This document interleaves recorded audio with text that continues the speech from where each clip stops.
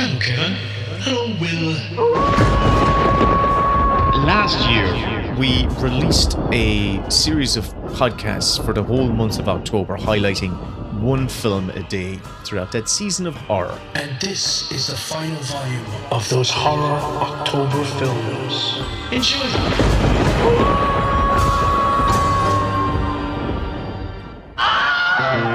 The goblins get you if you don't watch out. To take you and shake you until you shout. Stop, look, and listen. It's Halloween. Hello, I'm back, and today I have another guest with me. He is a producer of titles such as Matriarch, which is available on Disney Plus and is quite spooky in itself. He's also worked on films like A Dark Song and the very recent Baltimore, which came out. He's a development executive, an executive producer. He's got all types of titles when it comes to producing. He's also a screenwriter. And my mate, Owen O'Phelan. How are you doing? Great. So, as I've been doing all month, I've been reaching out to all my friends and asking them, are there any horror recommendations that you can think of to recommend to our listeners? We've had all sorts, and the one that you've chosen, I think, is stupendous. But tell them what it is. Yeah, I mean, when I was thinking about it, I didn't want to talk about, the usual ones because everyone's seen them. So I wanted to choose something a bit more contemporary, but I think it's as good as any of the classic horror films out there. It's a Korean film directed by Na Han-jin. It's from a couple of years ago, I think 2016. It just stands out as one of the best horrors of the last decade or so. And it's called The Wailing. 이렇게 소문이 바다한 말이요. 무슨 이유가 있는 거요. 이유가. 요새 자꾸 동네에서 사람 죽어나가는 거. 그놈이랑 뭔 연관이 있는 거요? 싹 다 그 양반이 오거나 생긴 일들 아니오. 여기다 뭔 일이 다냐 그래? 여기서 다 죽여본 적 있어. 직접 본 거야? 한번 봤지? 맞는가? 이 뭐가 이제 이거 뭐야 이거? 아따. 자네 며칠 전에 만나면 안 되는 것을 만난 적 있지? 아내가 그곳을 건드려 그랬어? 똑같대요 증상이. 사람들이. 그놈이 자꾸 눈에 빼는 것은 그놈이 자꾸 찾아갖고 빼는 것이라. 피를 말려 죽이려고. 그놈은 그냥 미끼를 던져본 것이고 자네 딸내미는 그곳을 확 물어본 것이요. 내 눈깔을 직접 봐야 쓰겠다.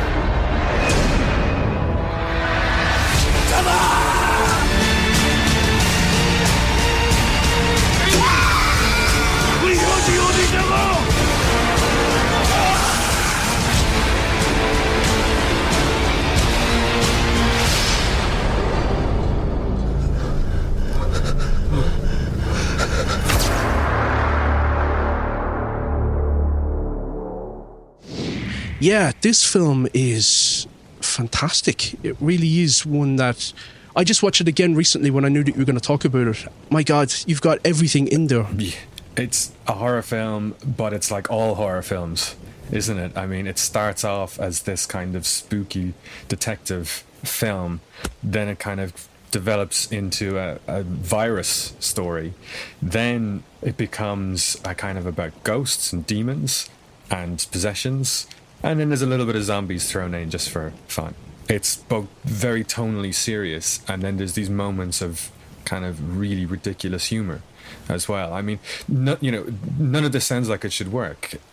But somehow, and maybe it's just the way Korean cinema is, because it tends to kind of play around with tones and styles a lot, jumbles all these things together and makes something that's both profound and deeply entertaining.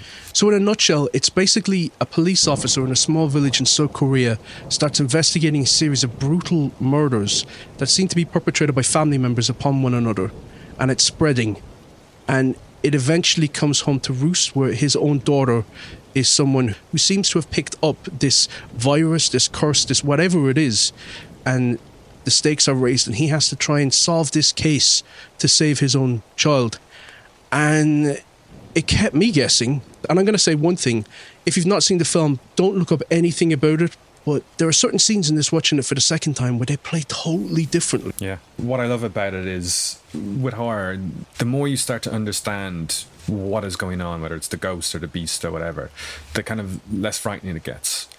And I think you're right about the kind of different interpretations. There's no easy interpretation of the film. There's all this stuff going on.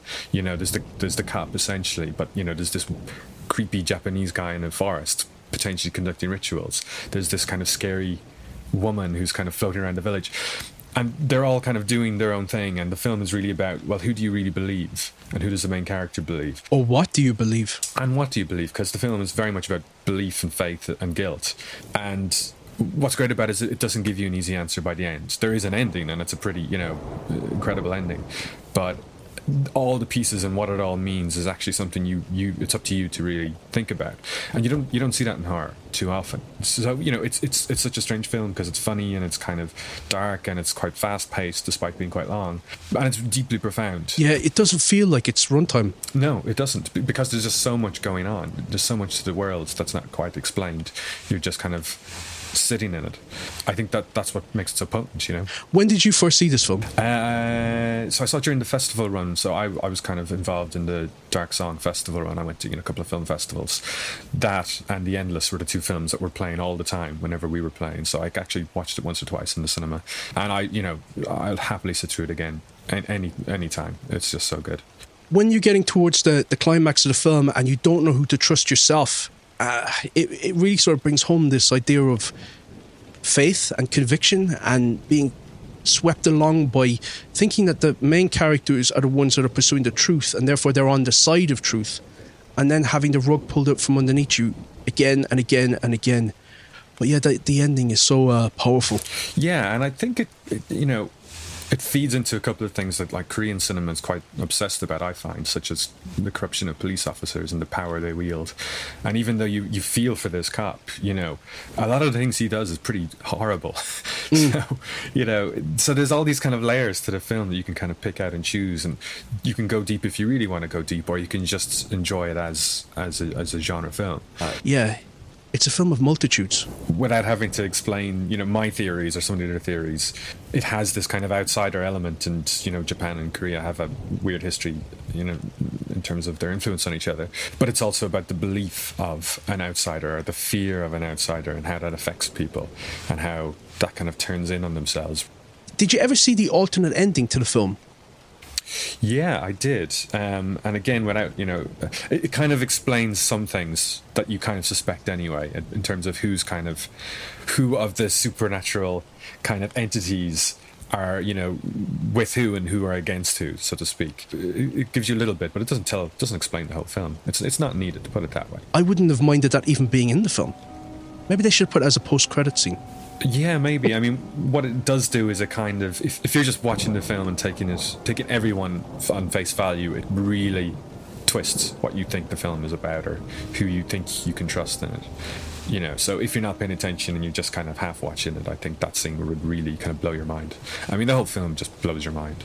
It's just constant mind blowing, isn't it? Yeah. Also, the acting is so good in it. Even that child, that Ho Jin, she's such a brilliant little actress. Yeah. Well, I think it's a fantastic pick. I loved revisiting it for this. And yeah, if you haven't seen The Wailing, definitely check it out. Owen, thank you for coming on. What have you got coming up next? Well, Baltimore is going to continue its festival run, so we'll be announcing some festivals, and then hopefully it'll come out next year. And then a few things hopefully happening next year to be announced. You doing anything for Halloween? I'm flying on a plane from Ireland, which, I'm not going to be checking what's on the wings, put it that way. Okay.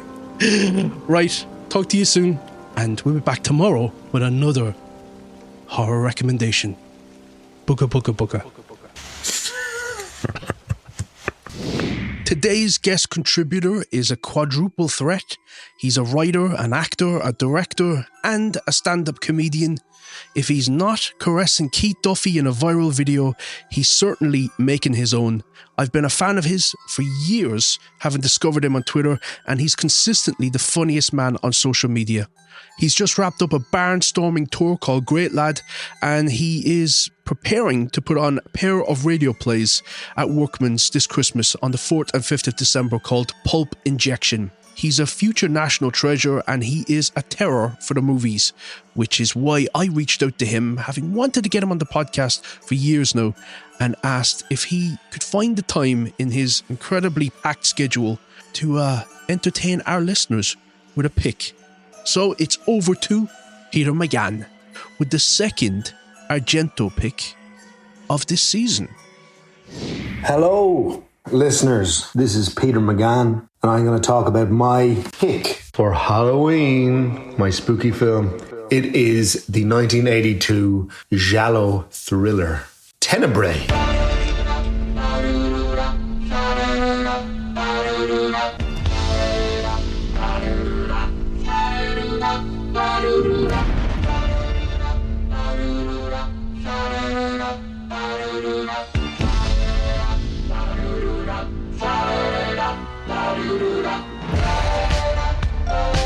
Captain Stelmani, Homicide Squad. The book deals with a murder committed with an old-fashioned open razor. Wish I'd never written that book.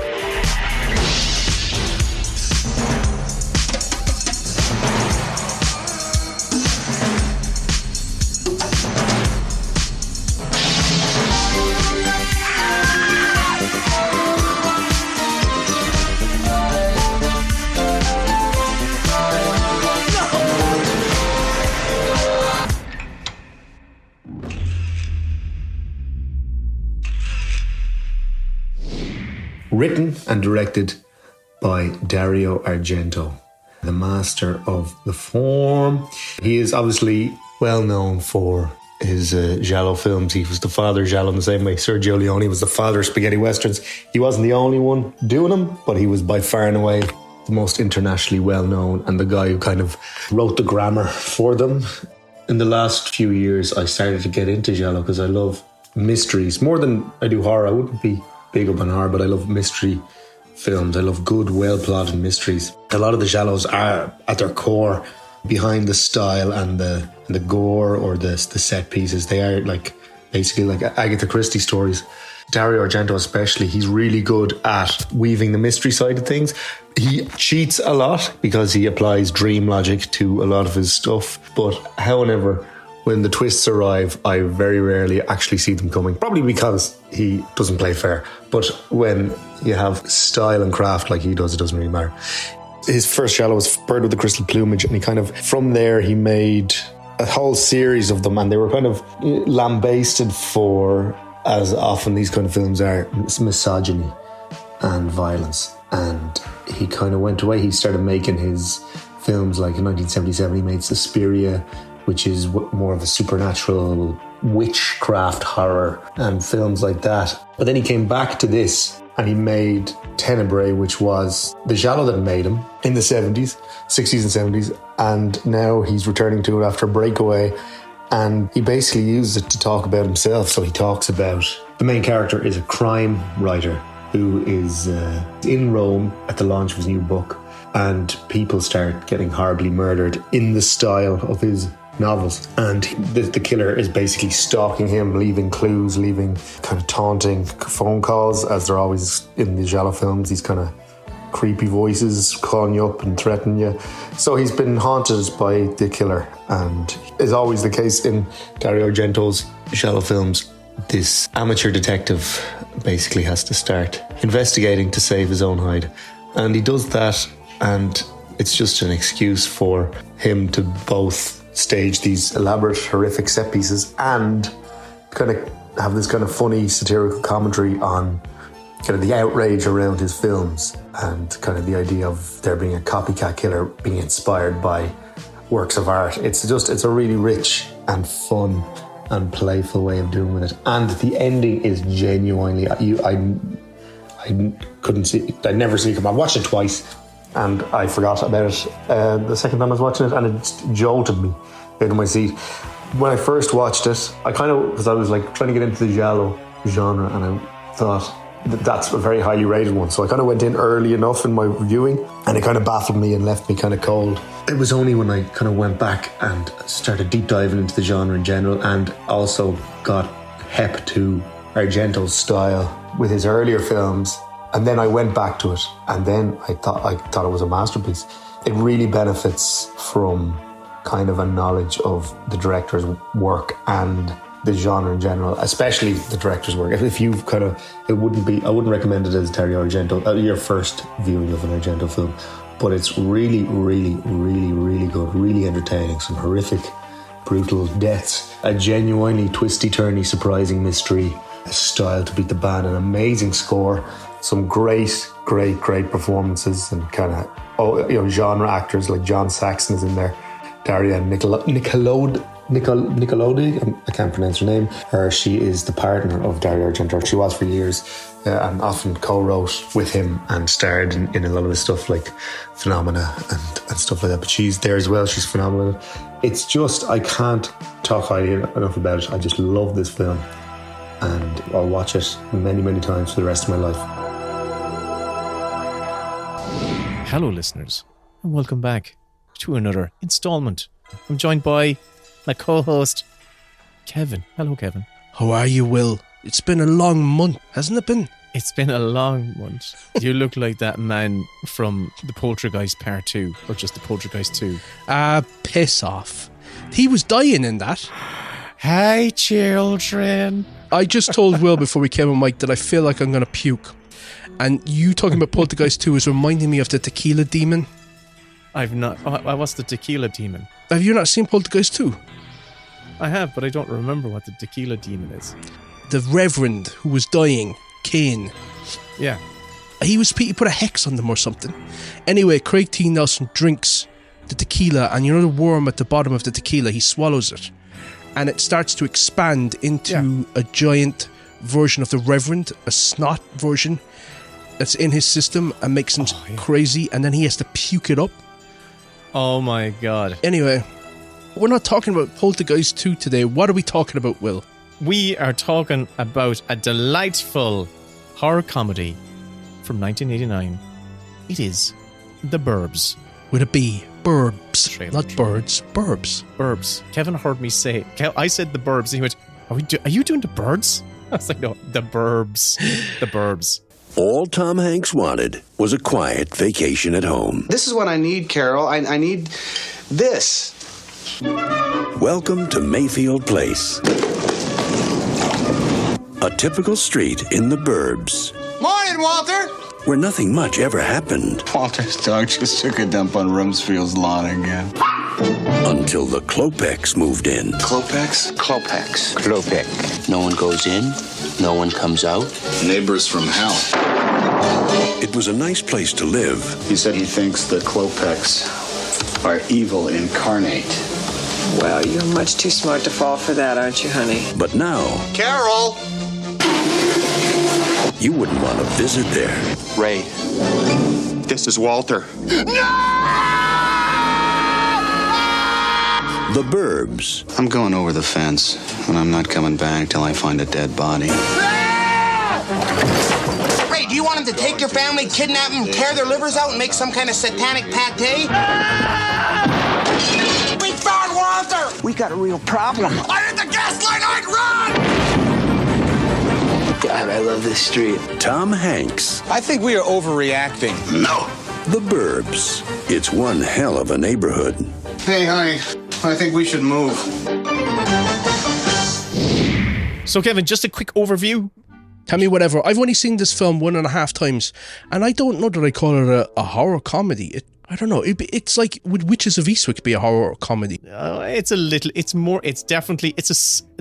Tom Hanks himself described it as a dark psychodrama comedy. That's what he actually called it. That makes sense. Totally. A psychodrama comedy. Yeah, that's exactly what it was. It's directed by Joe Dante, who I think has got the man himself. Wonderful sense of humor. Written by Dana Olsen. And the story of Dana Olsen, not Dana. Or maybe it's Dana Olsen. I have no idea. When I saw Dana, I just went, oh, is that Dana as in the Irish singer? But then I realized, no, it's probably Dana. The Burbs is one of them films that came out in the cinemas, but I remember going to my video library and seeing the poster up on the wall, kind of like askew, kind of halfway between the ceiling and the, you know, they sometimes put up posters in a cool way, jamming them right up to the ceiling and stuff like that. On the ceiling. Yeah. Oh, I used to love those kind of video shops, the ones where they didn't give a fuck about bureaucracy of like head office need you to do this. They'll just do whatever the fuck they want. So they'd wallpaper the ceiling with movie posters. Love those types of video shops. It was kind of like, it was just fucking throw it up there. So it was one of those posters that I saw over and over and over again, but I didn't actually get to watch it until for that little brief golden window somehow in my, like when I was 12, that we had access to Sky Movies when it first came out for a month. And I just taped everything. And The Burbs was one of those on long play. On long play, so you could get possibly 3 films under one tape. So yeah, The Burbs with the ads. The Burbs was one of those films for me, and it is for those of you who haven't seen The Burbs. It stars Tom Hanks, who plays a suburbanite Ray Peterson, who has got a week off from life, and he asks his wife Carrie Fisher for him to do nothing but just to stay around the house and do actually nothing. But a staycation. It's a staycation. But he lives in one of the most interesting little neighborhoods in suburbia, where there's all his neighbors are kind of like a rich and colorful menagerie of ensemble characters, and they get new neighbors, people who they very quickly believe are evildoers. So Ray and his juvenile-esque buddies begin Corey Feldman, and he seems like an adult amongst Corey Feldman is more like the adult of the group. Feldman. There's Bruce Dern, who plays a militaristic, gung-ho, jingoistic guy. Rick Ducommun, who is a stand-up comic and who's his first screen role. Bunch of other people in it, and the dude who always appears in Joe Dante's films are in there as well. Dick Miller, of course. Yeah.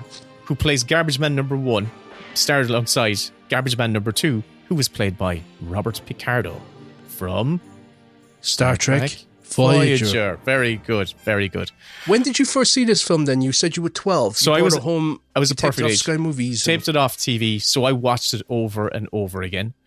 And it's one of those... Really? Oh yeah, I watched this film a fair bit because I had it on tape. So, you know, I had maybe a collection of 30 films recorded off TV at that stage. So I watched those films a lot, and this was one of those films. Would you count this as one of your favourite Joe Dante films? Yeah, because it's one of the few Joe Dante films that I've seen a lot. Mm. Just trying to think, like, of course, Gremlins, but this is, aside from the ending, I've had a blast with this film every time I've seen it. I can't remember the ending. It just loses the run of itself. It just wraps things up really quickly and really suddenly. It doesn't make a lick of sense, even though the rest of it does, but this really doesn't make a sense plot-wise. It reminds me of stuff like Desperate Housewives, you know, those shows which are set on like a little suburb.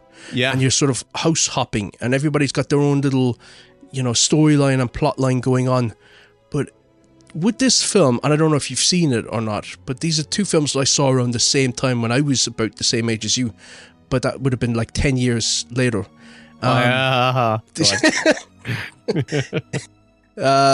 People Under the Stairs. I haven't seen that. It feels like the People Under the Stairs house could be the house that is on the street that they're all sort of trying to break into and investigate.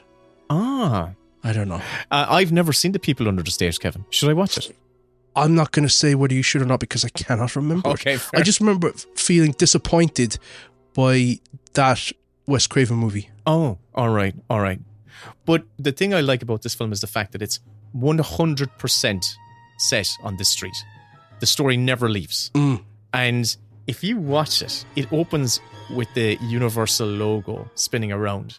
And it's one of those shots where you zoom in and they zoom the camera in on the globe and it goes like to a satellite view closing in on the location. But the America that it zooms in looks like a wasteland. And because it's completely devoid of green. And when you land in on the street, it's just this perfect picturesque little suburban street. And it never even acknowledges that there's anything kind of like happening untoward in the world. But I always wondered, is this kind of set in one of those kind of weird realities where, you know, the world is completely shit, but we're in this small little community that's in a post-apocalyptic kind of setting. I'm going to have to watch it again, and I'm looking forward to watching it again because it's one that I had enjoyed and forgotten about. So the idea came from the writer Dana Olsen, and he grew up in a suburban neighborhood which seemed really picturesque and perfect on the outside. But he had to admit to himself that a lot of freaky shit happened in his neighborhood, like axe killers. And suddenly, the really quiet family down the road decided to turn on the husband decided to turn on his entire family, and he killed them all with an axe and stuff like that. So throughout the course of his life, on his real street, in his neighborhood, a lot of weird shit happened. He said he had an ultra normal middle class upbringing, but he said our town had its share of psychos. There was a legendary hatchet murderer in the 30s, and every once in a while you'd pick up the local paper and read something like librarian kills family, self. So as a kid, he was fascinated by this one particular weirdo who was down the street, who he felt could turn into a Jack the Ripper. So he took that idea and he said, let's tell a story from the point of view of the perfect normal, and then strange stuff begins to happen, or you're looking at your neighbors and you're wondering which one of them is going to turn. And so I kind of think that lockdown kind of gave this film, well, for me anyway, gave this film a new meaning and a new life, because you've all these characters kind of stuck in their houses and they're looking out the windows at each other, and each other, their neighbors become their form of entertainment, and they're just so routinely obsessing about what everyone else is doing. So everyone's business is kind of their business, and it has a very slapstick, humorous sense of humor, and there's like it's very cartoony. That's what I would say about this film. It came out to terrible reviews. It got absolutely fucking slated. Even Joe Dante himself said it's got the worst review of anything since World War II. The New York Times itself said The Burbs is about as empty a movie can be without creating a vacuum. So this film was incredibly People unpopular. are such bastards. Yeah. It's not that bad. But it's grown in cult popularity, like a lot of these films have. So Dante himself has said that when he used to do talks in Europe, when people would come up in the street and mention Gremlins to him and say that's their favourite film, and he says more and more now, people are coming up to him and they're bringing up The Burbs as being one of their favourite films. That's gotta feel very gratifying. Yeah. The Burbs, okay, I'm gonna watch that. Dude. That's a good recommendation. Thank you, Will. Not too scary, so for me that's extra positive. And we'll be back in 15 seconds, but for you it'll be tomorrow, with another pick, and it'll be one of my picks. There you go. Very good. Will, today I want to talk about a type of film that hasn't come up at all in this entire month. So we have talked about witches, zombies, werewolves, teenage vampires, 50s B-movie monsters, curses, demons, devils, ghosts, slashers, killer fog, and the scariest of all, the English. But we haven't had killer dolls. Killer dolls, Kevin? Killer dolls, yes. And so I went with the one which I believe is the best of all, and it is from 1988, Child's Play. Everyone has a birthday they'll always remember. Can we open my presents now, Mommy? A good guy! I knew it! I'm Chucky. He's something, isn't he? This is Andy's. Time for bed, Andy. Good night, baby. Good night, Aunt Maggie.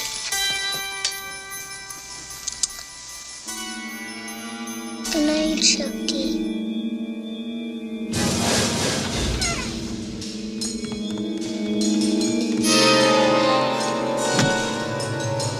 Everyone knows most accidents happen at home. How did that happen? This is no accident. Andy! I'm Detective Mike Norris, homicide. Andy! Miss Peterson's dead, Miss Barkley. She fell from the kitchen window. Someone's moved in with the Barkley family, and so has terror. Mommy, I know who was on the counter. Andy! Who, Andy? Chucky. Nobody believes you about Chucky. He came alive in my hand. Oh, for God's sake. Why won't you believe me? Because I'm sane, Mrs. Barkley. Sane and rational. No one believes the truth.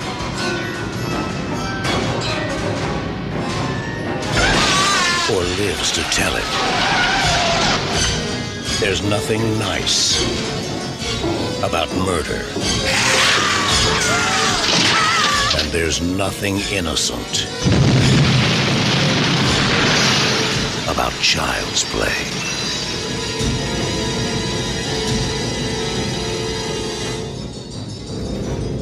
So, Child's Play is the third film. No, it's not. Yes, it is.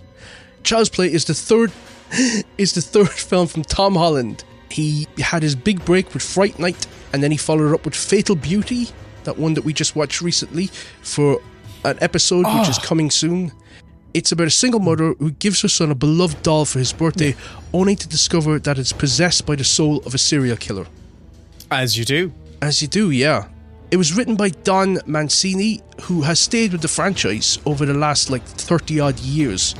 But I'll tell you, the only one of these Chucky films or Child's Play films that I really like is the first one. I don't like the second one. I went back and revisited it not long ago, and I was sort of struck by how shoddy it felt and how low budget it felt and how sort of they leant in the direction of it having a kid protagonist. So, you know, it's like a lot of primary colours with the production design. What I love about the first one is that the world itself feels really unsafe, and they shot it in Chicago in wintertime, and it just has a totally different aura and vibe to it, and I love that. It reminds me of Candyman, and I mentioned in the Candyman episode actually that whenever I see characters in movies and they look cold, they look like they were freezing while they were doing it, and they're wearing big heavy overcoats and you can see their breath. I love that for some reason. It's great atmosphere. But they did 4 sequels, and they did a remake, and they did a TV series which I've not seen. But the first one for me is better than the franchise would indicate, and I think it's one of the best monster movies of the 80s. Have you seen Child's Play? Yes, I saw it way back in the day, and I don't know the circumstances. It was a videotape, and I do remember it creeping me out, but it was manageable. It was manageable. And I was never drawn to watch any of the sequels. I was never drawn to watch any of the... I don't ever have that nostalgia for horror movies where I'm excited about a reboot of a franchise, so I really haven't watched those reboots that they've done in recent years. So I have seen this one. I thought it was decent. Yeah, and it definitely creeped me out. When did you first see this? I don't know. I can't remember when I saw it. I think I saw the second one first. That happened a lot for me growing up. I saw Aliens before Alien. I saw Back to the Future 2 before Back to the Future. And I saw the second one. Lethal Weapon 2 before Lethal Weapon? Yeah. Or Lethal Weapon 3 for me before Lethal Weapon 2. Mm-hmm. No, which was one with Patsy Kensit. That was the one I remember seeing first. That was 2. Yeah. Because, you get dragged along by your older... We all remember that. We do. You get dragged along by your older cousins, and whatever they pick out is what you end up watching with them. Or at least for me, that was my upbringing. The film was written by Don Mancini, as I said, but it was also co-written by John Lafia, and he came on board and changed the plot to Child's Play quite significantly. Originally, it was called Batteries Not Included, but they had to change that because Steven Spielberg was going to use that title, and I actually think Batteries Not Included is a better title for Child's Play. Wow. I did not know that. Then they called it Blood Buddy, because it was based on one of these toys called My Buddy in the States. But Don Mancini himself, he was inspired by the Twilight Zone episode, The Living Doll, the Trilogy of Terror movie, and the film Magic. But he wanted to shift the focus onto the character of the doll itself and make that the protagonist of the story, which hadn't been the case up until then. The character then changed significantly once John Lafia came on as a co-writer. He then changed it from what was originally in the script as the boy's id through a ritual got transferred into the doll, and the doll was killing on behalf of the boy. So he was killing his teacher, he was terrorizing his mother and things like that. And he brought in the possession element of a serial killer in the body of the doll, and all the voodoo stuff then was added by Tom Holland. But I think it's one of those... There's a lot of big changes. As it went along in its development. Yeah, and I think it's one of those rare cases where each person's contribution helped to improve upon what was originally there. Right. Like, I don't like the idea of a boy's id killing people. No. I prefer it being this external villain that the kid is up against. The character then of the Lakeshore Strangler, Charles Lee Ray, played by Brad Dourif. Do you know where they got the names for the character? No, I have no idea. Tell me. So they took Charles from Charles Manson, Lee from Lee Harvey Oswald, and James... what was it? James Earl Jones? Yes, from Darth Vader. No, James Earl Ray, who killed Martin Luther King. So... Oh, wow. Yeah. They changed the name to Chucky. But all these elements, I think, added to this intense, suspenseful, scary film. I think the cast are fantastic. The kid, obviously, he's incredibly cute, Alex Vincent. He's not the best little actor, but he is convincing enough in the role. But it's Catherine Hicks, who you'll remember well from The Voyage Home. She was the marine biologist. Oh, wow. Okay, yeah, she's wonderful in that. And she's wonderful in this. I think she's a brilliant little actress. She reminds me an awful lot of Lorraine Gary from Jaws. She's very sincere and she's very committed, so you believe every moment, and she feels like a single mother who is worried about her child. Dina Manoff is in there as the babysitter, and you'll remember her, Will, as being one of the pink ladies from Grease. She's the one that Which sings... I just watched this year for the first time. Is she the one that looks like she's 62? No, she's the one that sings... That could be any of them. She's the one that sings, "Like Does He Have a Car?" John Travolta. Yep. Right. Chris Sarandon, who was teaming up with Tom Holland after playing the vampire in Fright Night. He's also fantastic in this. And of course, Brad Dourif he's good in everything. And again, he gives a great voice performance. The special effects in it are fantastic. And funnily enough, Catherine Hicks and Kevin Yeager, who did the special effects, they met on the movie and they got married not long after. Oh. So that's nice, isn't it? I see it was shot by Bill Butler as well. Yes. The man who shot Jaws. Bill Butler has some crazy credits. Yeah. It's a fantastic career he has. But it really is a very impressive film. I love it. And it's one that I think people will look at me slightly cockeyed when I recommend it. But for me, it's a fantastic little horror film. It's far better than what it's become, this sort of cartoonish villain. And I wanted to talk about a film that I genuinely love and recommend. So I'm recommending for today the original Child's Play. I may put it on for my children this weekend for a big movie. Don't. It's a very, very bloody film, and it does not pull its punches. It's genuinely legitimately scary, and it will traumatize them. So, me, I love terrorizing children, but I think for you want to get a good night's sleep, so don't show it to them. Okay. Well, so do I. I don't want to traumatize myself either, so I'm going to hold tough until they're 12. Okie dokie. We'll be back tomorrow, or in our case, if I can hold down my stomach, in about 20 seconds. Wait. Booger. Okay. See you tomorrow. This is Well. Hold on. Take two. This is who? This is Well. Why are you well? I'm on a lot of medication as well. Hello, listeners. We're both fucking dying. This is what we do for them, Will. This is not... We commit to doing 31 fucking podcasts, and then we end up dying on our ass trying to get the last of them done. I blame you as well. It was my idea, but I blame you for not stopping me. If I was standing on the edge of a cliff and I'm saying, I'm going to jump, I think I'll jump, and you're standing back going, I think you can make it, go on. Yeah, why not? I'll take a picture. It's not going to hurt me. Then I fucking flake it off and bait myself off all the rocks on the way down. And you're like, I knew you shouldn't have done that. I was thinking to myself... Now that I think about it. I wouldn't do that myself, but I was looking and thinking, sure, he's strong enough, like, he'll be grand. If he wants to do it, it looks like he'll enjoy it. That's my attitude. Kind of wants to do it. So and now I'm at it. Crippled. Go on. What have you got for me? Hello, listeners.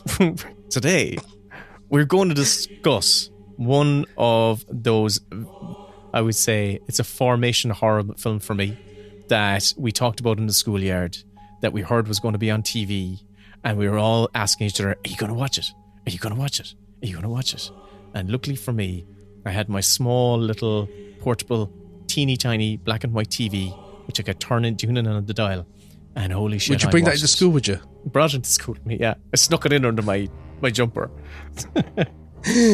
And the film I am recommending today is 1976's The Omen. For generations, the Thorns have been a family of tremendous wealth, position, and power.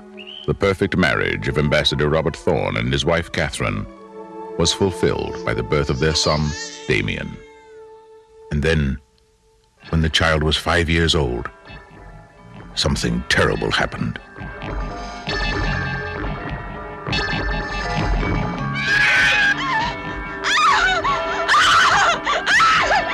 And then it happened again.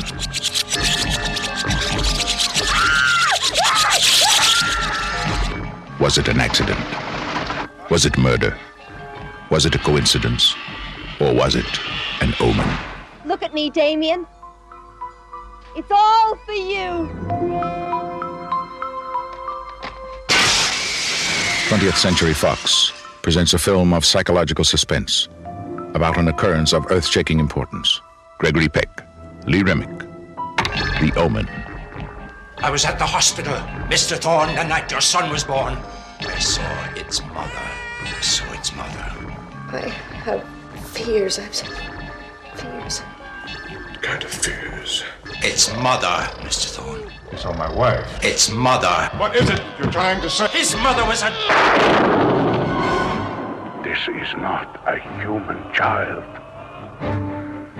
Make no mistake. There are those who will die for him.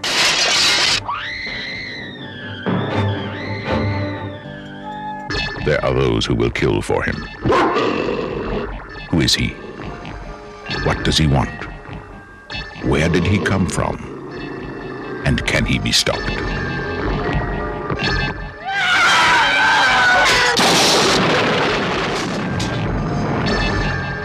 Gregory Peck, Lee Remick, The Omen.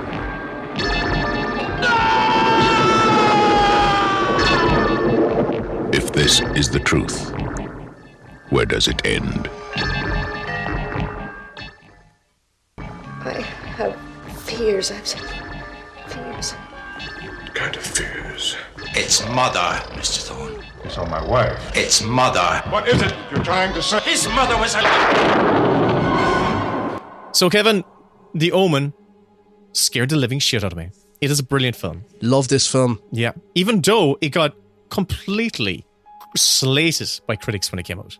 It was absolutely... What? Yes. Torn apart.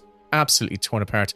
Please, let me indulge you that the New York Times review called it a dreadfully silly film, even though they wouldn't have spoken that accent. Reasonably well paced. We don't have time to brood about the silliness of any particular scene before we get on to the next. There is not a great deal of excitement, but we managed to sustain some curiosity as to see how things will work out. What a prick. Oh my God. Pretentious bastards. Yeah. Do you know what I think that's probably a reaction to? Was there was an awful lot of devil movies in the 70s. Yeah. So coming off the back of like The Exorcist and Rosemary's Baby, obviously, which wasn't the 70s, but you know. So I can imagine with The Omen feeling the most commercial and mainstream of those. Yeah. Yeah. That's exactly it. It's like the Rosemary's Baby, you're absolutely right, started this wave of kind of occultist horror movies. And even Siskel and Ebert kind of slated this one, giving it only 2.5 stars out of 4. Do you know what? They slated an awful lot of horror films. They did not. They had great opinions and they were fantastic writers, well, Ebert especially. But boy, did they get it wrong on horror films over and over and over and over again. Yeah. But this film, I found it chilled the fuck out of 11-year-old me. And for those of our listeners who have not seen it and don't know what it is, it's a story which starts in a hospital in Italy where a US ambassador's wife has experienced a miscarriage. And the US ambassador is Robert Thorne, played by Gregory Peck. And he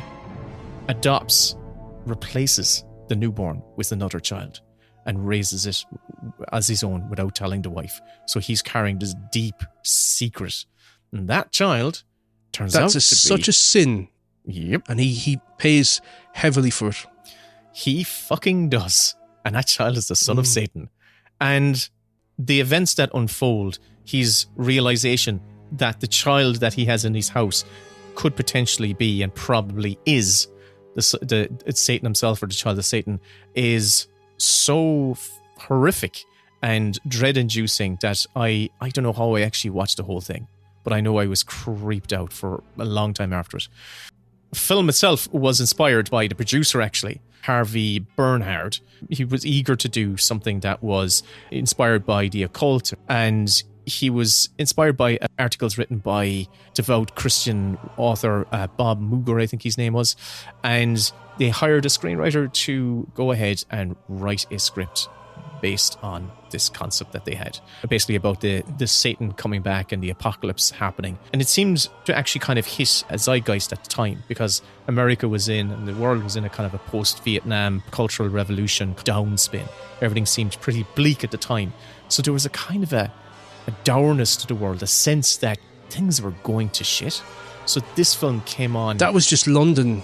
They filmed in England in the 70s. Winter. It looked like shit. Yeah, they filmed it in winter as well. So it was terrible. Do you know what stands out to me in this film? What? The elevators in the hospital in Rome at the beginning. They're those elevators that are just like, they're constantly moving and they've got no doors on them. And you just have to jump on and hold on and jump off. Do you remember them in the film? Oh, God, yeah. I don't know if I would ever step on one of those. Yeah. They're terrifying. You'd have to time it well. I couldn't do it. Anyway, sorry, I talked over you. Right. Well, despite what the critics said, the film was a huge box office hit. So, of course, it spawned 2 direct sequels. Damien 2, Part 2 came out. And I loved the second one. I liked it too. I saw that one in my little box as well. They showed all 3 Damien movies pretty concurrently. Just as the filmmakers intended. People complain today about watching films on their phone, but then you had Will in the 80s watching it on a little black and white portable with static. And it was me doing it was a very covert operation. I had to pretend like I'd gone to bed and all that sort of stuff. And I think I'd snuck the little TV under my bed.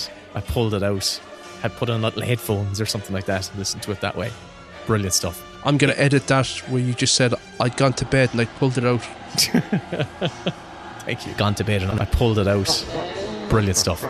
It features some pretty stunning death scenes. First of all, we have the nanny death, which is fucking just is still up there as one of my... It's all for you, Damien. Yeah. That's one of my scariest death scenes. But her departure allowed for the introduction of a new nanny, someone who is more befitting of the raising of the child of the son of Satan. Gregory Peck, they say, was kind of shoehorned, or they always had Gregory Peck in mind to make this film. And he clashed heads with Donner a lot. Really? I didn't actually hear about that. Yeah, the audio commentary is fantastic. Really? Richard Donner does a commentary with Stuart Baird, the editor, and they just have a lovely rapport. Right. I've said it before, I think, on the podcast, but John Carpenter and Russell Crowe's commentaries are fantastic. But second to those are the Richard Donner commentaries, because he has such a lovely rapport with everybody. But the moment in the film when Gregory Peck learns that his wife has been killed, he wanted to smash the hotel room up. He wanted to go berserk. And Richard Donner said, no, that's not happening. We're going to cut to you after that moment, when you're lying in bed after you've been told, and you're stoic and you're kind of in shock. And he refused to shoot for that day. And Richard Donner, it was his first film. He'd worked on a lot of TV, but he held his nerve, and eventually Gregory Peck acquiesced. They shot it, and then he showed him the rushes, and Gregory Peck said to him, you were right. And they never had any more trouble after that. Wow. But yeah. Oh my God. That's the moment where he says that line, which isn't in the Bible, but you'd think it would be. From the eternal sea he rises, creating armies at either shore, turning man against his brother, till man exists no more. Yeah. That's a complete invention of the screenwriters. Mm-hmm. Absolutely. And did you hear about the casting of little Damien, Harvey Stevens? I didn't. I wasn't around at the time. They cast... I thought you would have been up for it, actually. Surprised you didn't get the role. I'll tell you what, and this is not me being smart now, I actually did look an awful lot like him when I was a small fella.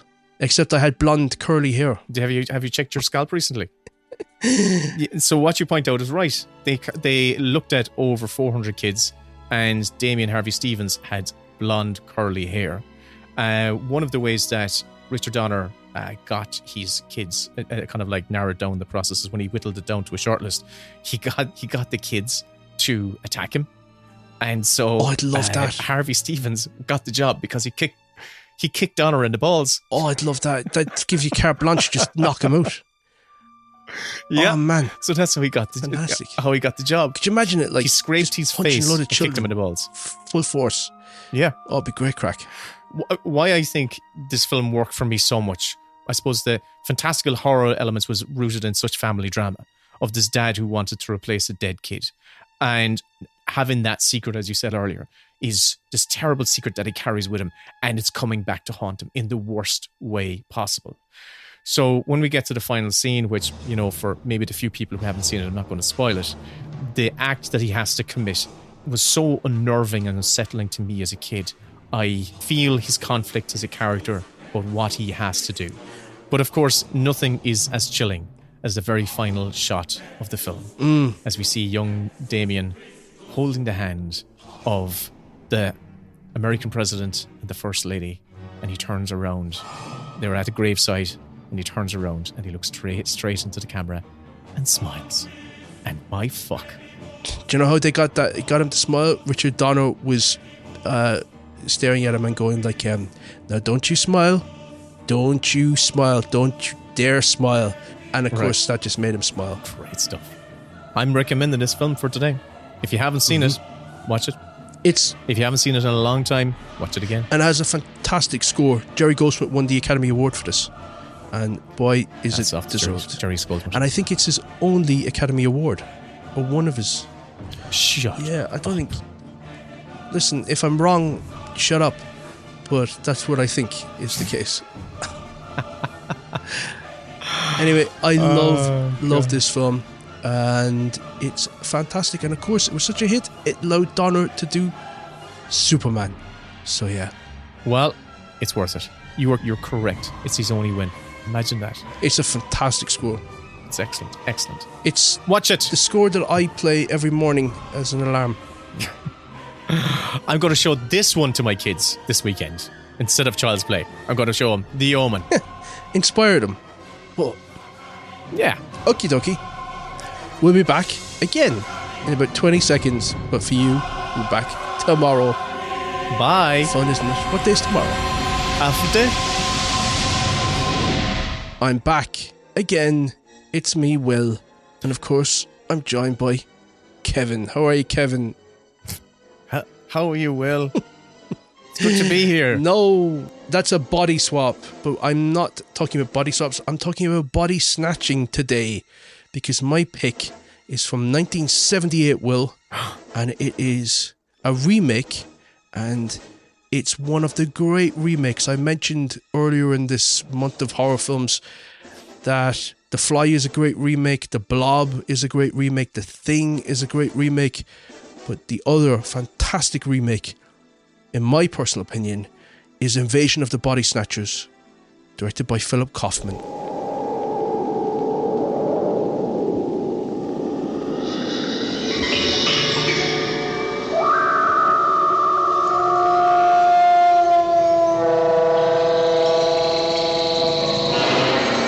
Come from a dying world. They drift through the universe, pushed on by the solar winds. They adapt, and they survive. The function of all life is survival. Sleep, sleep, sleep. From deep space, sleep. The seed is planted. Sleep, sleep. Terror grows. Matthew! Like the others. Elizabeth, wake up! Get you when you sleep. Sit up! Invasion of the Body Snatchers. It's got no detail, no character. It's unformed. All of a sudden, they're growing like parasites. Is it contagious? People are being duplicated. How do you know my name? I didn't tell you my name. Can't find anything in here that looks like a body. One side's nosebleed. It looked right at me. You're looking at it as if it was human. It was not human. Now, the classic fear begins to grow. We're being cornered. In a modern masterpiece of science fiction. They're barricading the street. Invasion of the Body Snatchers. Get down! Starring Donald Sutherland, Brooke Adams, Leonard Nimoy. Invasion of the Body Snatchers. From deep space, the seed is planted. Terror grows.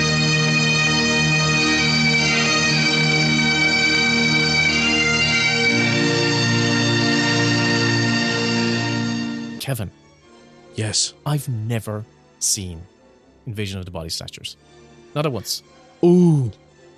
Have you seen any of the other ones? Have you seen the original? I don't think so. Okie dokie. Well, this is one of these types of stories that I think were well overdue this generation's version of it, because ever since the original, the one that was made in 1956 by Don Siegel, there's been a version of this story that suits the era that it came out in. So the 70s one, I think, is the best one, and that's coming around the paranoia, you know, with Nixon and Watergate and all that kind of stuff, and of course Vietnam and just wrapping up, and that sort of pervasive sense of distrust that people had, not just for their government, but for institutions and for each other and who believed what, and it plays off of that. But then in the 90s, you had a fantastic version with Abel Ferrara directing, and that was set in a military base, and it was dealing with conformity, and it's the third best of those. Right. Then, of course, you had riffs on the concept. You had like The Faculty, where it's set in high school, and it's like kids mistrust or distrusting adults and those that are in authority. And then you had a really terrible version in the 2000s that Daniel Craig and Nicole Kidman did, called Invasion, or The Invasion. Yeah, I was just aware of that one, saw the terrible reviews, and never watched it. Yeah, 2007. But it's it plays on that fear of the other and feeling like people are not who they say they are, or they've changed, and you cannot put your finger on it, but you just know that person is not who they used to be. They don't feel familiar to you anymore. Right. And so this one takes place in San Francisco. It has an incredible cast. I think it's one of the best ensemble casts of any horror film. It has Leonard Nimoy, Veronica Cartwright, who was a year away from doing Alien, which is going to play Lambert. Mm-hmm. You had Jeff Goldblum, who was just at the start of his career. You had Art Hingel, who was doing his third sort of chilly horror film. And Art Hingel was also in Black Christmas, and he was in The Brood. You had Brooke Adams, who is one of those identikit sort of brunettes that were ubiquitous in the 70s. Mm-hmm. She's the spitting image of like Margot Kidder and Karen Allen and Jessica Harper from Suspiria. You also had Robert Duvall in there, who is the first victim in the film. He plays this priest, and he was identified by the director, Philip Kaufman, as being the first victim. And you had Donald Sutherland, of course. And then you had a cameo from the protagonist of the original, Kevin McCarthy. And the funny thing is, his big scene in the remake is when Donald Sutherland and Brooke Adams, they're driving through San Francisco, and there's this wonderful sense of like stuff is going on around them, and there are all these little storylines that are happening that we're just catching glimpses of, people being chased down streets, or somebody's, having a panic attack going like, it's not him, I swear it's not him. Mm-hmm. And Kevin McCarthy is being manhandled by police. And he's in the middle of the street, and he's having like a complete meltdown. And he's saying, they're here, they're already here, they're everywhere. And he smashes his hands on the window, and he's like trying to convince Donald Sutherland and Brooke Adams to be aware of what's going on. And then he gets like stormed by police. But that dialogue is identical to what he says in the original film. So you can almost view this as like a spin-off of the original film, even though it's two different time periods. But you could watch the original with Kevin McCarthy and watch this, and it's like they've branched off in a different direction, following different protagonists for the remake. Wow. It's very fun to me anyway. But Don Siegel cameos in it, you know, the director from the original one as a taxi driver. But Philip Kaufman, he went on to do The Right Stuff. He's a great director. It's got this terrible, pervasive sense of like dread sinking in. I'm listening to the writer W.D. Richter, who went on to do things like Needful Things, that a Stephen King adaptation. Big Trouble in Little China. Oh my God. And he went on to direct Buckaroo Banzai, which I haven't seen still. It had a budget of $4 million. It made $25 million at the box office. There's two things as well about it that I think are quite fun to mention. There's a moment at the end of the film where Veronica Cartwright, she's basically the last person standing. And she walks up to Donald Sutherland, and I'm sure you've probably seen the meme of Donald Sutherland with his mouth agape, pointing. Yeah. She did not know that he was going to do that. So the director didn't tell her what was going to happen. And of course, that's a sign that he's a pod person and that she's not. So they point at you and scream, and then you get swarmed by all the other pod people. Ran up to Donald Sutherland. She thought this was the end of the movie, and then he did that scream, and it was another version of what happened in Alien, where she was startled by a twist on the day of shooting. Oh, shit. So they got a genuine reaction out of her. And nobody plays terror like Veronica Cartwright. As you've been talking, I've added this to my watch list. Because I'm going through such a buzz of catching up on films that I have missed out on. And this now has gone on my watch list. Yeah, it's brilliant. There's only one thing about it which I dislike compared to the original. And in the original, Kevin McCarthy and the female lead, they're trying to escape town. And I'm also going to recommend that one because it's a great little movie and it stood the test of time. But Kevin McCarthy and the female lead, they're trying to escape town and they don't want anyone to know that they're not one of them. And of course, you can't react. You've got to show no emotion. And as they're walking through town, a dog runs out into the middle of the road and it's just about to get hit by a car. And she reacts in panic, where it's just like, no. And then everybody looks at her and realizes, oh, she's human. And they have to make a run for it. And it's playing off of that, you know, instinctive human reaction you'd have, which is like the dog's going to get hit by a car, and you'd express shock and panic for that. Wow. But in the remake, they up it, and Brooke Adams and Donald Sutherland, they're hiding, and a dog runs up to them, and the dog this time has the face of a human. Oh wow! And it's incredibly dumb, and I hate it as a jump scare, but it's done to make her react in horror and panic, and then everybody turns and realizes that she's there and she's human. And I hate that jump scare, but everything else about the film is fantastic, and I would definitely, absolutely recommend you watch it. Can I add a thought that's popped into my head right there? And it's about Philip Kaufman, and his filmography is so diverse, from having made a Western to an Arctic Explorer adventure to by your description, a cracking horror film, to The Right Stuff, which is just a brilliant story about, you know, man venturing into space for the first time, to having made the 90s sex thriller Rising Sun with Sean Connery and Wesley Snipes, and Quills, which was the film starring Geoffrey Rush and Kate Winslet, which was a really entertaining film about the Marquis de Sade. He has had a very diverse career, and I am going to fill in the blanks, starting with this one, and I am going to watch all of his films because I think he's a very good filmmaker. Yeah, this is a fantastic remake. It's a great little film. It was based on a book by Jack Finney, and it's considered, I suppose, not to be a remake in the traditional sense, but more of a second adaptation of that book. And the last thing I'll say is the composer of this was a jazz man, and it's the only thing he ever did. And he hated working in the film business, so he never did another film score. But it's got a particularly unique energy. But yeah, Invasion of the Body Snatchers, I would say, it's one that you have to see if you haven't seen it. That's me. I've convinced you. Good.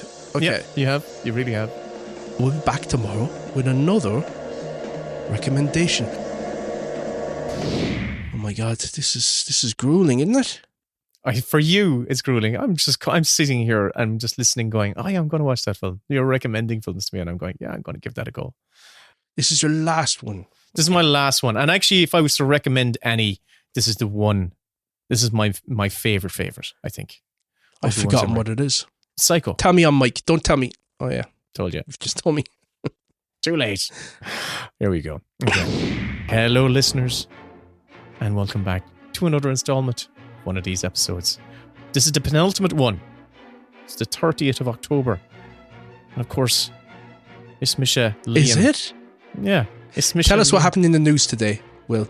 What happened in the news today? On the 30th of October, yeah. Guess what? They found a box at the bottom of a pit in Scotland, and they opened it up, and all of the goodness and all of the rainbows and all the happiness and joy and peace erupted from it, and there's no more shit, and every disease has been cured, poverty's been sorted. Was our independent podcast award for best film podcast in there? Hold on, let me check.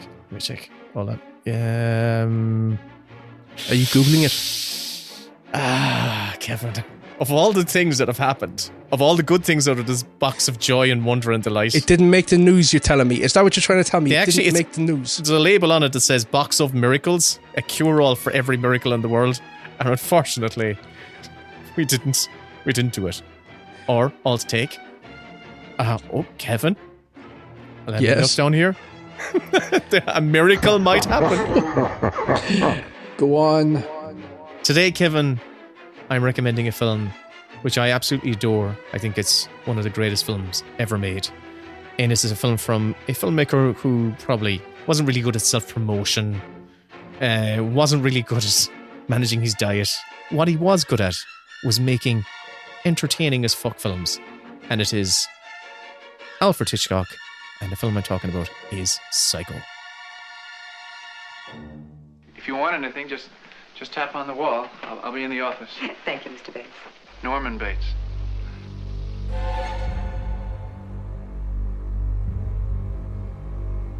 You have a vacancy. Oh, we have 12 vacancies. 12 cabins, 12 vacancies. Is your time so empty? Well, I run the office and tend the cabins and grounds and do little errands for my mother. And you go out with friends? Well, a boy's best friend is his mother. I think that we're all in our private traps, clamped in them, and none of us can ever get out. We scratch and claw, but only at the air, only at each other. And for all of it, we never budge an inch. Sometimes we deliberately step into those traps. We all go a little mad sometimes. So, Kevin, here we go. Psycho is a film I've thought about a lot over the years. I think I first saw it on Eman Redden's movie TV show that he had on After the Late Late Show on Friday nights, Brian Redden. And he was doing a season of Hitchcock movies where he would introduce each film. And Psycho was one of those. I recorded it off the TV. I watched it, kind of thinking, I should watch this. It's one of these films that I really should take off. I was not expecting to be as genuinely scared as I was in particular moments. I was expecting some trills and spills along the way, but I also wasn't expecting the first half of the film to be a crime thriller and not a horror film. And did you not know the twist in the film? Of course I knew the twist. But no, actually, I didn't know the twist at the very, very end of the film. I didn't know the final twist. No, I did not know that. Oh, but you knew that Janet Leigh was dead from the moment she appeared. Yeah, that was absolutely. But I did not expect... I'd love to know what it was like for people at the time to watch it not knowing that. I think what he pulls off is still a bit of a magic trick. It was so ballsy. I'm going to give you a bit of background info on this, right? Because this was a change that's happened in the screenplay, not in the original book, because the book was originally a book, Psycho, written by Robert Bloch. It came out in 1959, loosely inspired by his neighbour, one little man called Ed Gein. Ed Gein just lived down the road from Robert Bloch. He was a notorious serial killer, but he only actually killed 2 people. But he inspired Norman Bates in Psycho, and he also inspired the Texas Chainsaw Massacre, because Ed Gein would go out into graveyards at night and he would take the skins off bodies and their bones and stuff like that, made furniture using human bones, made lampshades using human skin, and was making himself a human suit. So he inspired 2 pretty iconic horror villains. Robert Bloch's novel uses this as a very loose basis for his story. The Norman Bates in his book is overweight, and he's a much more of a creep than the version of him we see in the film, played brilliantly by Anthony Perkins, who was not known for these types of roles. He was kind of the star of like romance films and he was a cute, soft, cuddly type of leading man, almost like a Tom Hanks figure.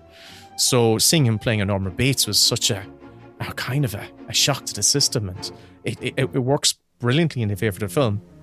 This film effectively was an independent film, because even though Hitchcock had been on an incredible run of success with North by Northwest, Rear Window, and all those great hits, this was not a film that I think was Paramount, to use with at the time, wanted to make.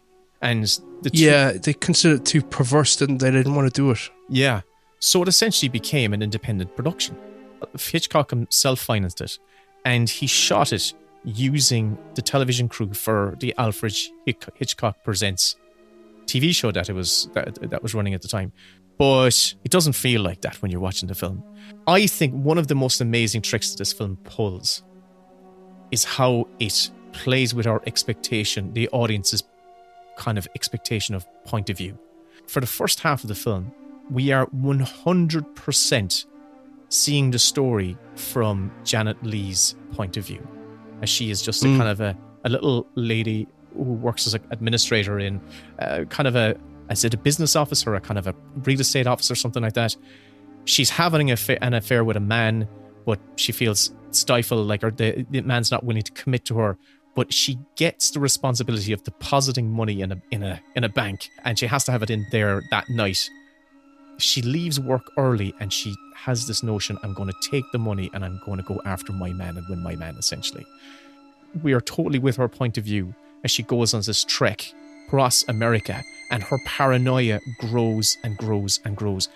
And because I think this film demonstrates something incredible in that it proves that an audience will latch onto any type of protagonist you give them. Even though she is doing something that's illegal, we know she should turn around and just stop. Because the film doesn't offer us an alternative protagonist, we're with her, we're in her mind, and we want her to succeed. It's fascinating. She's also a fantastic actress, though. It's brilliant. So, for me, and I think I've said this to you before, the film is really hurt when she's killed off, because she's so compelling and her story is so captivating that when you lose her, the film has to start over again, and you're sort of looking for a protagonist and looking for somebody to meet the movie at the level that Janet Leigh was at. Because the best scenes in that film are just her and Anthony Perkins in the foyer of the motel, and they're just talking about, his mother being his best friend, and she's asking him, does he have any hobbies or friends?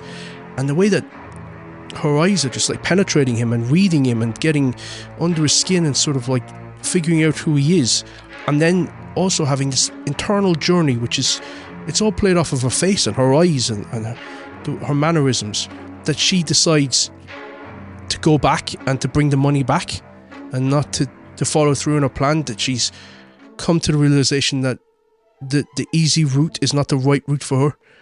But all that is just played off of her performance. So when she gets killed off, I always feel like, fuck the movie, almost. But of course, it continues to be so suspenseful and thrilling and exciting. And yeah, the only thing I don't like about the film is the monologue at the end. Right. I think it's the Hitchcock thing of like spelling out everything for an audience so that there are no sort of nuances left there for people to mull over. He has the psychologist explain everything about Norman Bates' character, and I think it's a little too long-winded, and it's of its time that it was made. It feels, for that audience, for a 1960 audience who didn't have a fucking clue about a man dressing as a woman and wanting to kill people under the guise of his mother and stuff. 1950s audience, 1980s audience for me, when I saw it, I just did not understand what was happening, what he was trying to do, what he was trying to achieve. It just didn't, it doesn't connect to my brain. But I want to go back. I'm going to push back on you, at you against about when you say that film kind of, it does lose. Of course, it loses something when Janet Leigh dies. But what I find fascinating about it is the exercise in POV, right? Because as soon as she's gone, me as an audience member, I'm desperately scrambling for another protagonist to latch onto, and the person I latch onto in the second half of the story is Norman. And when Norman is trying to dispose and not the sister. No, and not the detective. Sister, not the detective. They're not at all as sympathetic to me. But Norman's story ends up being the story that I latch onto. When he's trying to dispose of the body and he's pushing the car into the swamp, but the car only goes down so far, and it's really suspenseful. Can I ask you a question then? Yeah. Were you wondering at that moment whether Norman was covering up for his mother who'd committed the murder, or were you aware that he was schizophrenic and he was both characters? On my first viewing, I thought it was the mother. That secret was kept from me in my first viewing. But in subsequent viewings, I've had that experience where I've played the game in my head going, I'm actually siding with Norman here in his efforts to try and get away with it. Because the film has taken away my protagonist, the person I'm attached to, and now I'm floating. And the film is saying, well, now Norman needs to get away with this. And I felt that in Norman's part of his brain, he himself is covering up for his mother. There's a separation in his head. Would you ever help somebody hide a body or provide an alibi for them? Is this a leading question, Kevin? It is. A follow-up question would be like... All right. No, but genuinely, would you?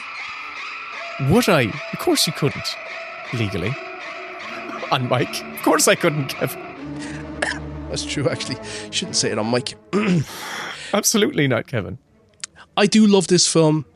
My only thing is that it's one of those movie deaths where it pains me, because I would have loved to have people watched more and just watched Janet Leigh just move through that movie and continue to navigate the dilemma she's gotten herself into.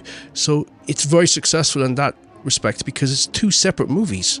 It's almost like a heist film, and then it becomes an investigation into a murder, and it still feels incredibly modern and progressive in terms of like playing with convention. But I love it, and I think it's got great atmosphere. There's a couple of shots in there that stand out for me that scared the shit out of me. One shot that I loved was the murder at the top of the landing of the stairs, where the camera goes to a very high position looking down. John Gavin, isn't it? I think the detective it's a detective or a sheriff that comes out. Detective. He's kind of sniffed it out, and all of a sudden Mother comes charging out. We see just the top of the wig comes charging out of the bedroom. Oh my god. I remember jumping when I first saw that. I cannot remember who said it, but a great film will have 3 standout moments, and for that film to have a second fantastic kill scene in it, as well as the shower sequence, you know, he really was, spoiler alert, a master. Hitchcock, that is, not Norman Bates. He was a fucking idiot. Nominated for 4 Academy Awards, Hitchcock, Janet Leigh, Best Art Direction and Cinematography by John L. Russell. It didn't win any. Did not win any. It was a huge success. Hitchcock himself he actually went and bought up all of the copies of the book so that the story wouldn't be spoiled. That was how far he went in his efforts to try and prove it. But also, I think it was good self-promotion or a promotion for the film. So he's like, Hitchcock doesn't want this twist to be spoiled, so he's bought up the book. And also, he enforced, or said he was enforcing, you can't get in after a certain point in the movie. So if your butt's not on the seat before the film starts, you're not getting in. Because back in the day, you could just walk in and out whenever the fuck you wanted to. He had a touch of the William Castles about him, where he would just do these marketing gimmicks. It spawned a few sequels, some of which are supposed to have been very interesting. The one directed by Anthony Perkins himself, which I think was 2. The sequels came out after Hitchcock died. No, he didn't do wouldn't allow 2. Before that. The second one was done by the guy who did Road Games, the Australian guy. Okay. And it's, oh God, what was that guy's name? I'll bet you 1 second. I'll have it. Second one was done by Richard Franklin. Yeah, Richard Franklin, who was somebody who revered Alfred Hitchcock. He really wanted to do the second one in black and white, but they wouldn't let him. And I think it would be regarded much more favourably, even though now it's become very well liked, I think, as a sequel. But it's in colour, and Norman Bates is released from prison. I think it's like 20 years later, and he is wrestling with urges. And you like him in the first film. In the second one, he is a far, far, far more sympathetic character, and you're seeing him try and not resort back into the murderous character he was. And he is being bullied by those people who think that he cannot be reformed, and he's working as like a fry cook in a cafe. But it's very well worth watching, the second one. Yeah, that is on my watch list. I am so going to get to that as well. There was a third one, and then a remake, a reboot in around 1919, starring Elliot. Elliot and Hesh. E.T. No, the remake starred Anne Hesh and... No, there was a reboot, a cold reboot in 1990 before that. And then the shot-for-shot remake by Gus Van Sant. Gus Van Sant, 97, I think, starring... 98. I remember it well. 98. Vince Vaughn. I didn't like the remake at all. I thought it was dumb. And it just paled in comparison. But it's a good academic exercise. The other one, if you want to watch films where you're seeing two people approach the same material and do it in their own particular way, are the Exorcist sequels. I think it's Exorcist Dominion and Exorcist... I can't remember what the other one was. Legion or something? Something like that. Paul Schrader and Rennie Harlan do 2 versions of the same script. And they're both shit films, but they're wildly different. Okay. Yeah. I gotta watch. I haven't seen either. And I remember there was a double box set that came out, which I we're only recommending Psycho, and that's the 30th film. So tomorrow is the final one. Dun, dun, dun. Check back tomorrow. Looking forward. I wonder what it'll be. Very good. Very good. Looking forward to it. Oh, thanks for listening. Lordy God.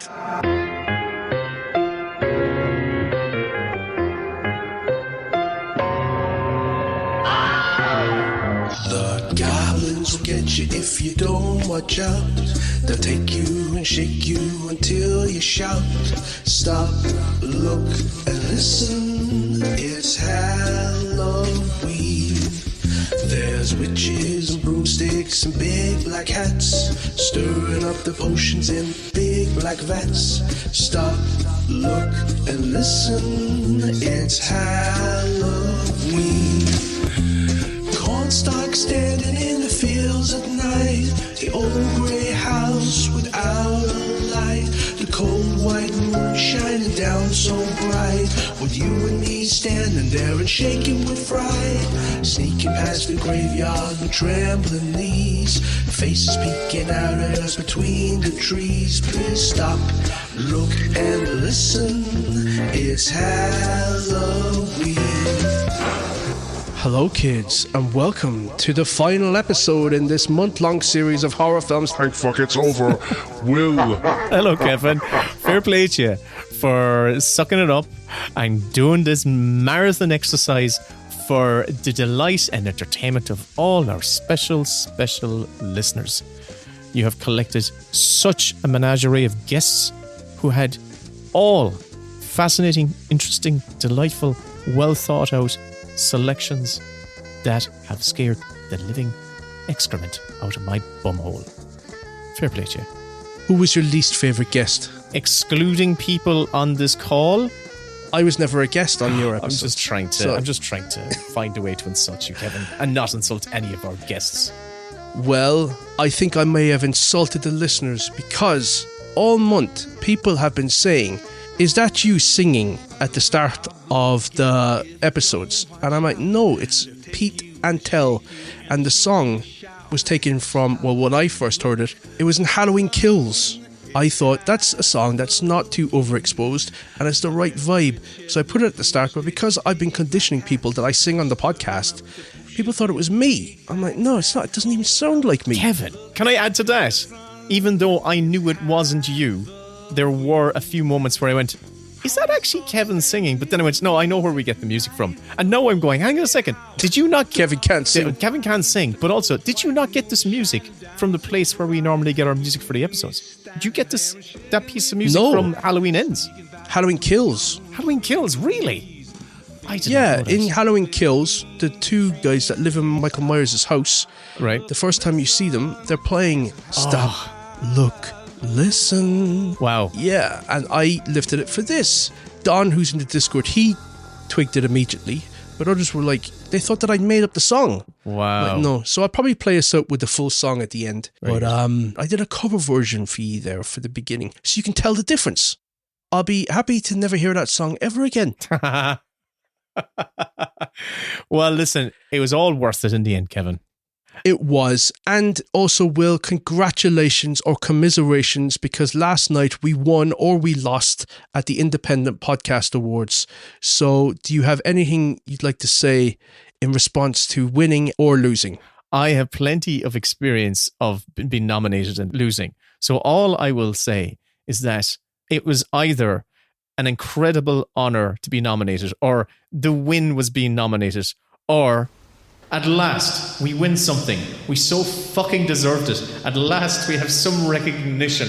Fuck all those people who didn't win. They're all losers. We are the true champions of podcasting. We deserve to conquer the world. Did you hear that, the City Mile? We beat you. We beat you. Dave and Kathy, tough shit, losers. I love it. And if you won, guys, congratulations, by the way. You well deserve it. I'll cut that out. The only people that deserves to win is us. Well, yes. I thought,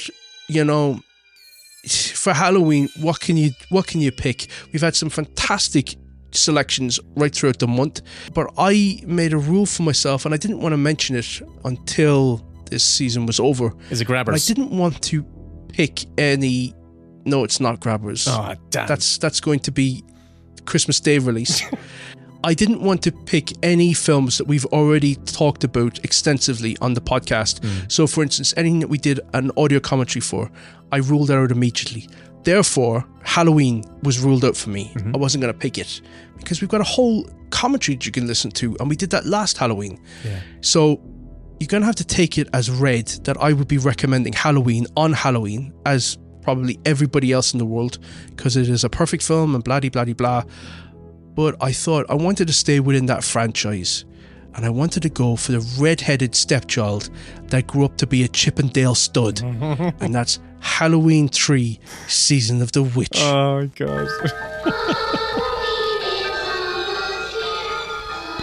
You don't really know much about Halloween.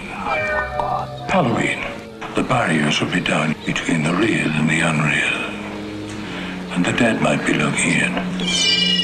The last great one took place 3,000 years ago when the hills ran red. Halloween, the children. You happen to know anything about this Cochran? All I can tell you, mister, is watch out. He's watching you, friend, I guarantee you that. Trick or treat, trick or treat. Hey, Mr. Cochran, just what is the final process? Fellas, I was just kidding. Witchcraft. To us, it was a way of controlling our environment. Hey!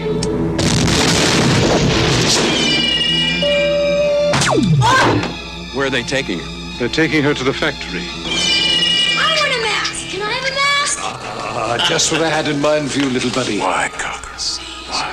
Do I need a reason? I've got nothing here to indicate there was ever a body at all. Operator, this is an emergency.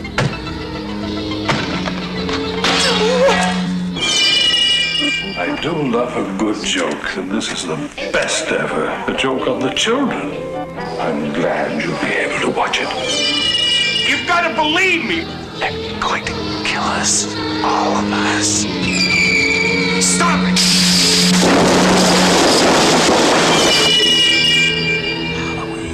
The world's going to change tonight, Doctor. Happy Halloween.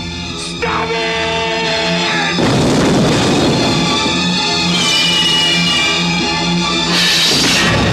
Halloween 3, Season of the Witch, the night no one comes home.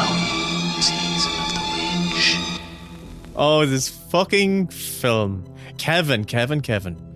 Whatever-year-old me was all excited to watch Halloween. Taking us back to the 90s again.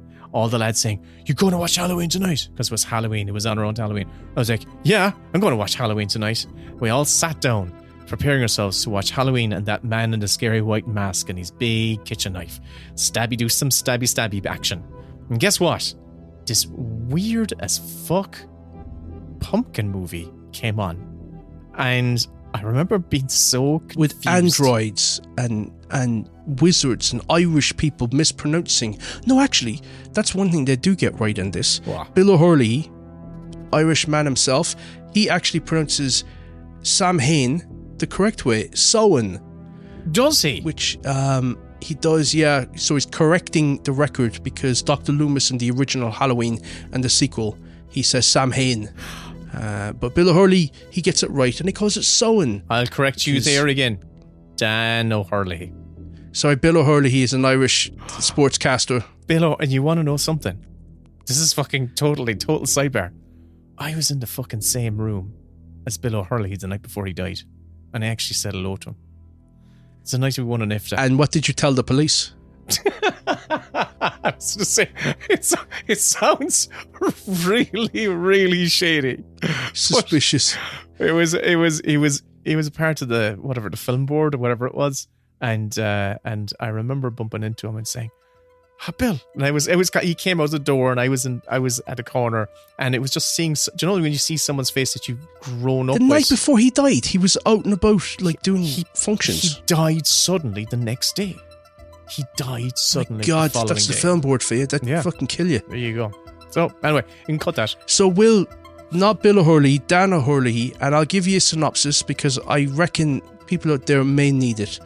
But it's Dr. Daniel Chalice and Ellie Grimbridge stumble upon a gruesome murder scheme when Ellie's novelty salesman father Harry is killed while in possession of a Halloween mask made by the Silver Shamrock Mask Company. The company's owner, Colonel Cochrane, wants to return Halloween to its darker Irish roots using his masks, and his unspeakable scheme would unleash death and destruction across the country. That's off of Letterboxd, and usually Letterboxd are quite pithy with their synopsis, but that is such a long-winded and convoluted way of summing up this film, which is that a wizard tries to kill all the children in America and let the fields run red with the blood of the dirty capitalist scum. It's a fantastic, spooky tale. And yes, there's no Michael Myers to be seen anywhere in it, but that doesn't matter. It's still brilliant. And if it was the second film in the Halloween franchise, I reckon it would have done so much better, and we would have a whole anthology series of Halloween horror films by John Carpenter and Deborah Hill. So it's a terrible shame that it was the third film and not the second one. Because that was the original intention with the series, wasn't it? Was to create it was an anthology series of unique stories in each sequel. But as you pointed out, the fact that they did a fucking direct sequel to the Michael Myers story, this came in and it was like, what the hell is this thing? And they abandoned it. I get it from their point of view because it's like the first two films all take place on one Halloween night. Mm-hmm. So the third one is a separate Halloween night. So I get it where they could justify it in their head going like, well, we can start over now. We can tell a whole new story. Also because John Carpenter really struggled with the second one and he felt like there's no story here. There's nothing to be told. Mm-hmm. So I can see why he thought it would make sense. But for audiences, they didn't get it at all and they felt gypped. But fuck them, idiots. It's a great stylish horror film. It's stupid as fuck. It's incredibly daft. But for some reason, when you combine Dean Cundy's photography with John Carpenter's music, it's crack. It's my kind of crack. It's directed by Tommy Lee Wallace, you've already said. And it's a sequel to John Carpenter's film, but it's not the only sequel to a John Carpenter film that Tommy Lee Wallace has directed. Do you know the other one? Oh, let me think. Yes. Tommy Lee Wallace. What else did he have? Vampires. He did the sequel to Vampires called Vampires. Aren't they good? Los Muertos. Well Aren't done. they good? Very good. Sorry, John Bon Jovi. Tell me I'm good. Because listen, I'm steaming after we lost at the Independent Podcast Awards. So I'll take every compliment. Or you're just like... Or maybe we won. You're running on adrenaline. You're kind of going, aren't we good? See, with the podcast awards, we're right. But also I told you, Will. Everything will come good in the end. It all works out in the end. He directed a Stephen King adaptation, probably his most famous film, I would guess, which was actually a miniseries. He did the original It, Tommy Lee Wallace. Oh. There you go. Nigel Neal was another writer on the film. He wrote the original script. They rewrote it. Tommy Lee Wallace took a pass at the script.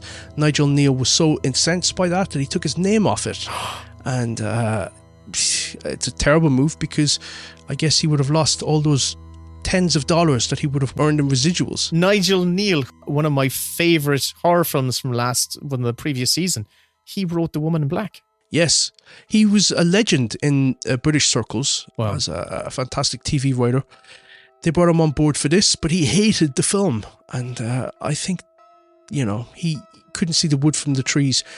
Because, I don't know, there's a lot of people out there that genuinely dislike this film, and then there's a lot of people that are the contrarians who like it because it's the red-headed stepchild of the franchise. And then there are people like me who genuinely think it's a great movie, and if you can separate it from the Michael Myers mythos, it just works as a standalone horror film, and it's goofy, it's silly, but it's brilliant. I haven't watched it since that disappointing night in Halloween way back in the day, and it didn't scare me adequately enough. It threw me. It did scare me. Because I was expecting, Michael Myers has already said, and I didn't get it, so I was actually kind of cross with the film. So it wasn't giving me what I signed up for. And I haven't actually revisited it since. I've gone to many Halloween parties dressed as the kid in the film with the zip-up grey hoodie who puts on the pumpkin mask and gets killed by bugs and snakes. I have dressed up as him loads of times. That's how much I love this film. But there's other things about it as well that I love, not just the score, which I think is one of Carpenter's best. I've written so many scenes to that score. But the Halloween films, the first three anyway, and then the David Gordon Green ones sort of brought back the tradition. But the opening title sequence are fantastic in the first three. The first one obviously is the pumpkin. The second one expands upon the pumpkin, it splits apart and there's a skull inside it. And then the third one, it's the resolution lines of a TV as it slowly fills in this graphic of a pumpkin on a TV set. I think it's a fantastic credit sequence. You probably can't remember it, but if you go back and watch it after this episode, you'll see what I mean. But it's another one of these things that I love about it. It's a clever way to play with the concept of the first film. I want to say to this film's credit, and it's always a sign that the film has done something very interesting, when I've watched the film back in my youth and have only seen it that one time, but some elements of the film have burned themselves into my brain. That resolution thing you were just describing is burned to my brain, along with the hypnotic music cue number, that hypnotic piece of music. And there's some elements. I was using it throughout the whole series. In the show notes, I would keep counting down 20 more days to Halloween, Halloween, Halloween, which is set to London Bridge is Falling Down. And I thought that might tip people off that I'm using Halloween 3 and we're building towards Halloween 3. So yeah. But I remember watching this film with one of my best mates as a kid growing up and being driven to distraction by the ad. I thought they played the ad too many times in the film. Yeah. And it was just so irritating. Like, here it comes again. That's why it's still in my head, because I was fucking so annoyed by it. Well, I love the film. I think it's one that deserves the resurgence that it's had over the last few years, but it's also one that it casts a spell over me. It reminds me so much of my childhood. Right. That I love it so much.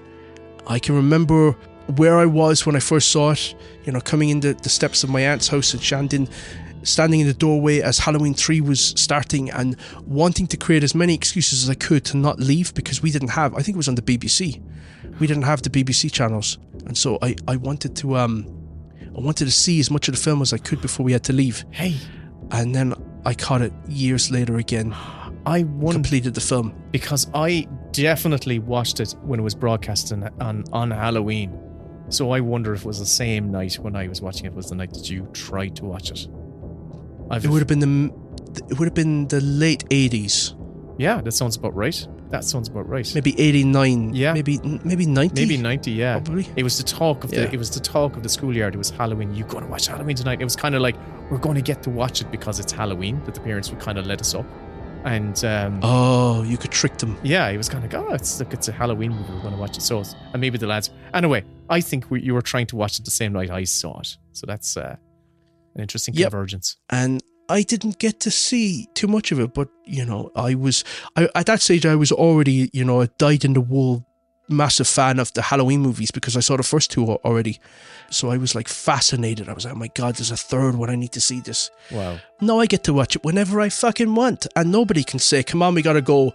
I'm like, no, I'm staying, I'm gonna watch it. Oh, Lordy. It's great, isn't it? Being an adult. Another one that I'm adding to my watch list. Another one. Thanks to the season that, Kevin, you have slaved over and managed to vomit out into the world, smelling of rose petals. Yep, and for the last 6 episodes we've done, I felt like I was going to vomit. That's why I'm coming down with something. Yeah. I feel dire, Will, dire. Thanks to everybody that listened along and even watched along. Thanks to James for doing those 2 video episodes for us. Yeah, they were amazing. So much better than we deserved. I'm glad he did one for me, and he also did one for my co-host Pierce, and he didn't do one for you. Yeah. So we know who James's favourites are. We know who obviously tried and who didn't. That's all I will say. Yes.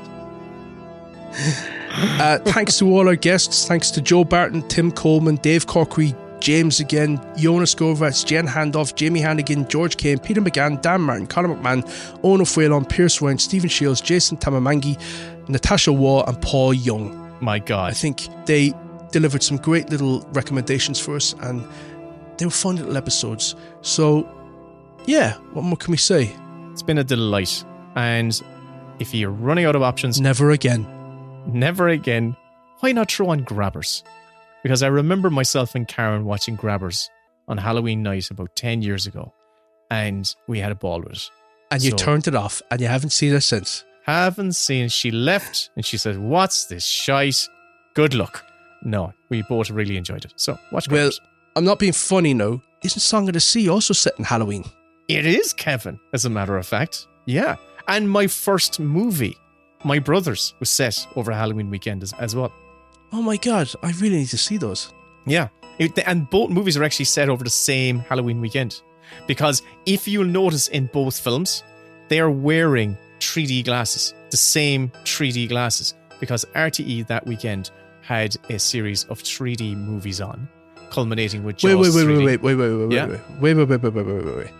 Are you saying that My Brothers is set at the weekend of Halloween 3? Oh, yeah. Is that what you're saying? Yeah, quite possibly, yeah. It was that the same weekend where they did it over a series of nights. They had a Three Stooges. Was Halloween 3 in 3D? Did he broadcast in 3D? No. Jaws 3 and Friday the 13th Part 3 was in 3D. No, so it was the Jaws 3 one. Because I remember trying to watch Jaws 3 in 3D and it not working. So that's when they were set. Yeah, the same weekend. There you go. Okay. They never worked those 3D glasses. No, it was a disaster. You were trying to convince yourself, it works. I can see the knife coming at my face. And it wasn't working. Also, they felt really uncomfortable on your face, those cardboard things, like sticking into your nose. I still had one. And if you watched My Brothers, I think the original one is still, they might have used the original one. It had like the American flag on it or something like that, I think. Oh, wow. I'm looking forward to seeing that. I'm looking forward to watching my next 3D movie. I've taken him in to every 3D movie, and 3D just looks like shit. And I come on to the podcast and say, why the fuck doesn't 3D work? It's shit. And I've got the original glasses and everything. Well, again, thank you to everyone for listening. Happy Halloween. Enjoy whatever you watch tonight. And don't put any razor blades or any sweets for the kids. But do funt them in the hole as they're walking away. That's how you give them a good scare. Good. And, I always say a bucket of scalding water over the front door is always, or just outside the front door is always a good one. Just hanging off a tree. Now, what you want to do, right, is right now while you've got the chance, go outside and put a load of dish soap, a load of like washing up liquid all along the step and wet it down. And then they won't even get a chance to ring the doorbell because they'll go slipping and funting off the front of the door. It'll be just one after the other slipping and baiting their faces and breaking their masks. Oh, God. And that's what you do. I like it. Right, well, happy Halloween. Happy Halloween to you too, Kevin. Bugger, bugger, bugger. Well done, Kevin. See you, Will. It's great. Big black hats, stirring up the potions in big black vats. Come on, stop, look, and listen. It's Halloween. Cornstalk standing in the fields at night. The old gray house without a light. The cold white moon shining down so bright. With you and me standing there and shaking with fright. Sneaking past the graveyard on trembling knees.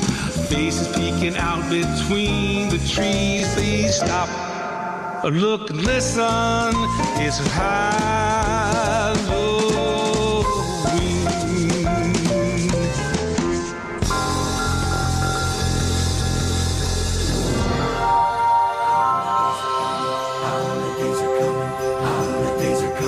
Holidays are coming, holidays are coming. 'Tis the season, watch out.